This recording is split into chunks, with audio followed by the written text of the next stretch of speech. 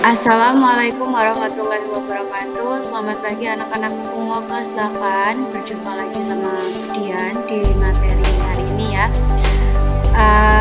Hari ini kita akan membahas tentang peluang. Kalau kemarin anak-anak mengerjakan live worksheet tentang mencari ruang sampel. Nah, hari ini kita belajar tentang peluang empirik dan peluang teoretik. Apa itu? Kita pelajari hari ini ya.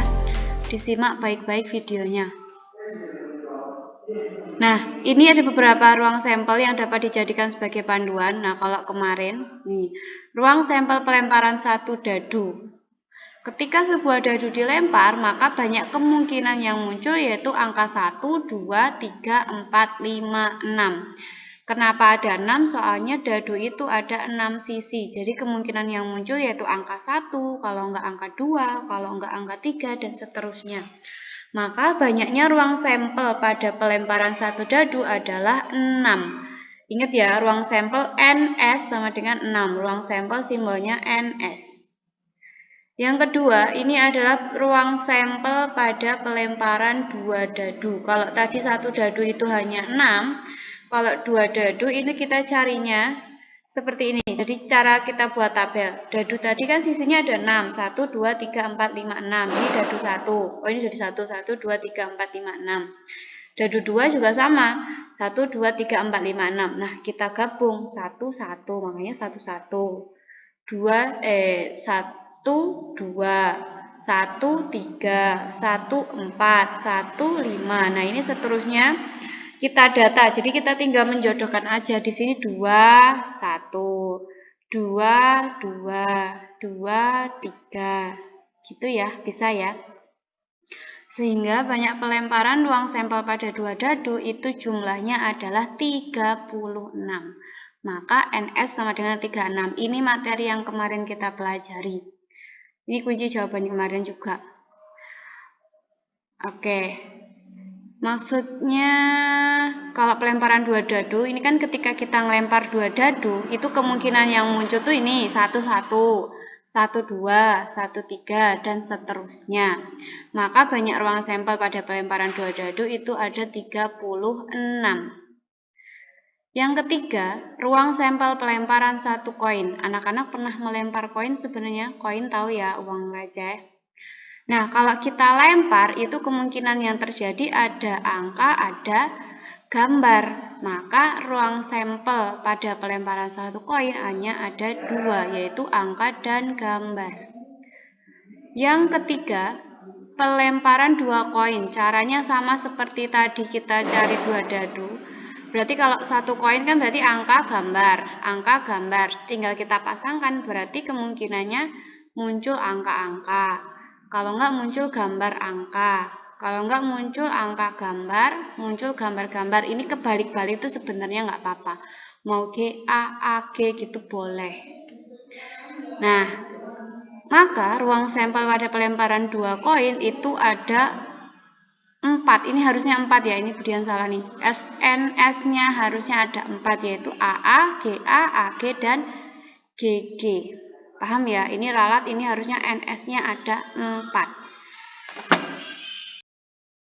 Nah, kalau tadi hanya beberapa contoh ruang sampel dari pelemparan 1 dadu, 2 dadu, 1 koin, dan 2 koin.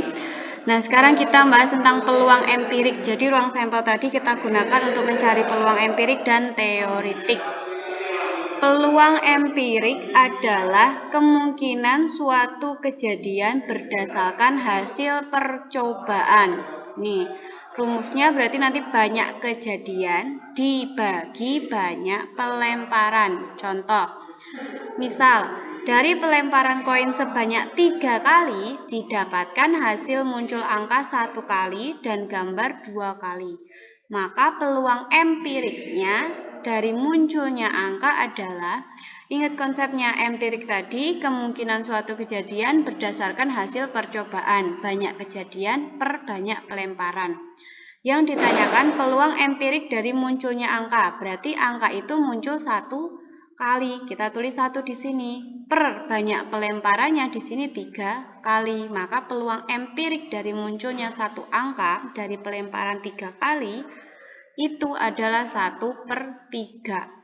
Nah, kalau nanti misal ditanyakan peluang empirik dari munculnya gambar, berarti muncul gambar tadi berapa kali? 2. Per banyaknya pelemparan berapa? 3. Oh, maka peluang empirik dari munculnya gambar adalah 2/3. Seperti itu. Bisa ya dipahami?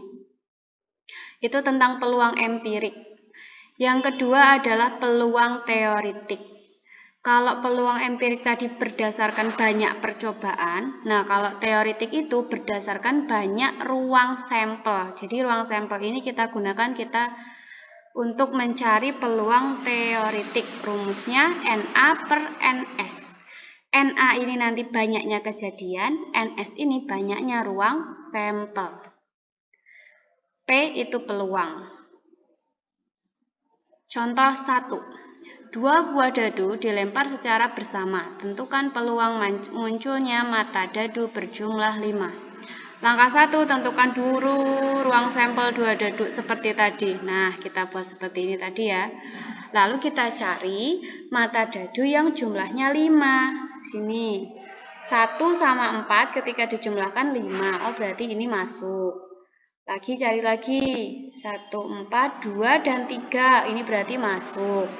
2 tambah 3 berarti 5. 3 tambah 2, 5. 4 tambah 1, 5.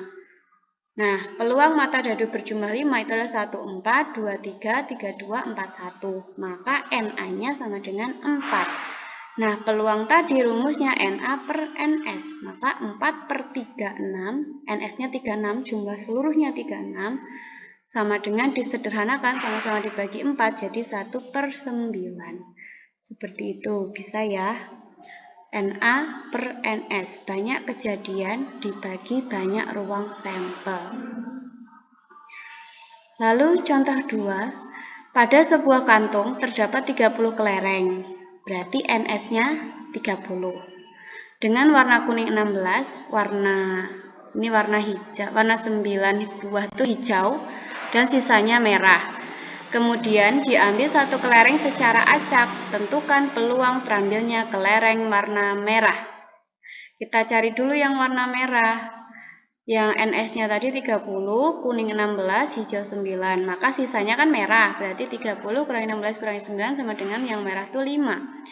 Peluang tadi NA per NS. NA yang ditanyakan warna merah. Merah itu berarti 5. Per NS-nya 30. Disederhanakan sama-sama dibagi 5, maka 1 per 6. Seperti itu, mudah ya peluang, insya Allah bisa. Kata kuncinya cuma anak-anak perlu mempelajari yang ini ruang sampelnya yang utama. Yang tadi 2 dadu, 1 dadu, 1 koin, 2 koin, itu ruang sampelnya dibuka lagi. Itu bisa dijadikan paduan pedoman untuk mengerjakan peluang teoritik ini. Di sini ada 2 latihan soal, silahkan anak-anak mengerjakan. Caranya sama, nih Budian jelaskan caranya. Berikut kejadian melambungkan koin sebanyak 10, berarti di sini NS-nya 10. Peluang empiris munculnya sisi A, tinggal dihitung A-nya ada berapa? 1, 2, 3, 4. Berarti 4 per berapa nanti rumusnya kan ada tahu banyak kejadian per banyak pelemparan. Bisa ya? Yang ini 2 buah dadu dilempar secara bersamaan. Tentukan peluang munculnya mata dadu kembar. Di sini yang perlu kalian garis bawahi 2 buah dadu. Berarti ruang sampel 2 dadu itu nanti berapa aja kamu tulis kotakannya seperti tadi. Terus cari yang mata dadu kembar itu berarti nanti yang 1, 1, 2, 2, 3, 3, 4, 4. Nah itu nanti ada berapa. Saya sampai sini, selamat belajar. Nanti jika ada kesulitan silahkan WA Budian. Hasil belajar kali ini silahkan dikirimkan WA atau Classroom karena akan Budian ambil nilai untuk peluang ini, nilai tugas untuk peluang ini. Selamat mengerjakan. Budian akhiri. Wassalamualaikum warahmatullahi wabarakatuh.